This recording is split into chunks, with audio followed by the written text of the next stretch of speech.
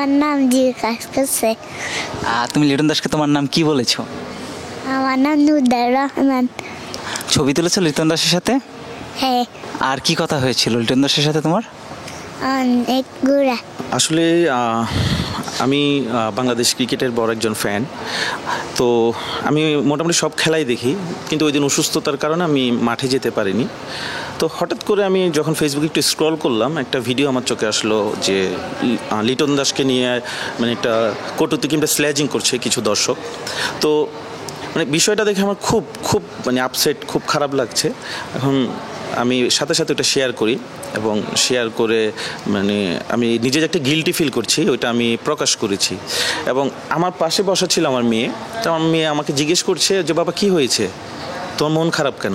আমি দেখো আঙ্কেলটাকে সবাই বাজে পচা কথা বলছে।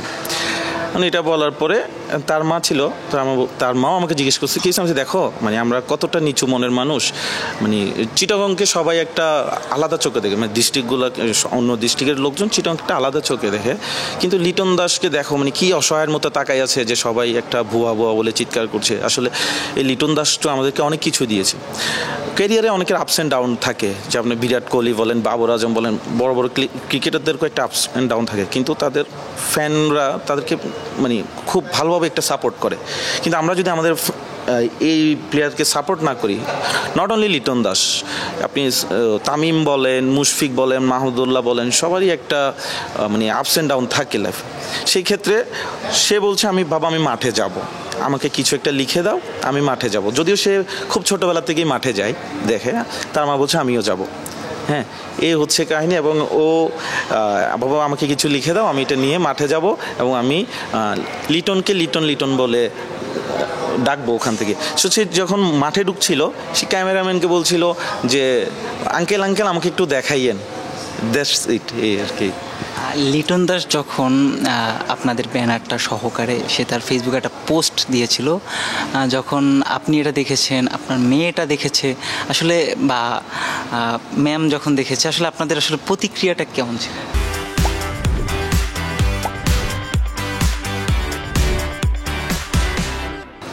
আসলে এটা এক কথাই হচ্ছে এটা আনবিলিভেবল।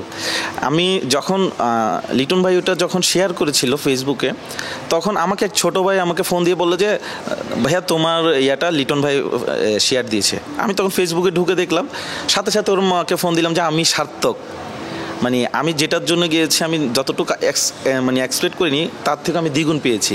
সে বলছে কেমন, আমি লিটন ভাই এটা শেয়ার দিয়েছে, মানে উনি আমি চাইছিলাম উনি জিনিসটা দেখুক, এবং উনি দেখেছে, এবং একটু হলো সহানুভূতি আসবে এবং চিটাগংয়ের মানুষের প্রতি যে ওনার হয়তো একটা খারাপ ধারণা, ওইটার থেকে উনি একটু মানে রিলিফ পাবে এটা চিন্তা করেছেন। এবং একটু পরপর দেখছি অনেকগুলো পেজ থেকে, ক্রিকেট পেজ থেকে এগুলো মানে নন স্টপ শেয়ার হতেই আছে। মানে জিনিসটা দেখে আমি এক কথায় মানে ভাষাহীন, মানে ভাষায় আমি রিয়েলি থ্যাঙ্কফুল টু দ্যাম। আচ্ছা, আমরা যদি মূল মানুষটার কাছে যাই, তোমার আসলে লিটন দাসকে কতটা ভালো লাগে? অনেক। তুমি কি হচ্ছে ছোটোবেলা থেকেই আরও যখন ছোট ছিলে, এখন তো ছোট, এত ছোট বয়সে একজন প্লেয়ারের কে মানুষ খারাপ বলেছে, সেটা দেখে তোমার খারাপ লেগেছে। যখন তার সাথে তোমার দেখা হয়েছিল, কি কথা হয়েছিল, সে তোমাকে কি বললো লিটন দাস? আমার নাম জিজ্ঞাসা করছে। তুমি লিটন দাসকে তোমার নাম কি বলেছো? আমার নাম নুদার রহমান। আচ্ছা, ছবি তুলেছো লিটন দাসের সাথে? হ্যাঁ। আর কি কথা হয়েছিল লিটন দাসের সাথে তোমার? অনেক ঘোরা। অনেক। লিটন দাসের কালকে তো ম্যাচ আছে, সেটা কি দেখতে আসবা তুমি? হ্যাঁ হ্যাঁ, দেখতে আসবা।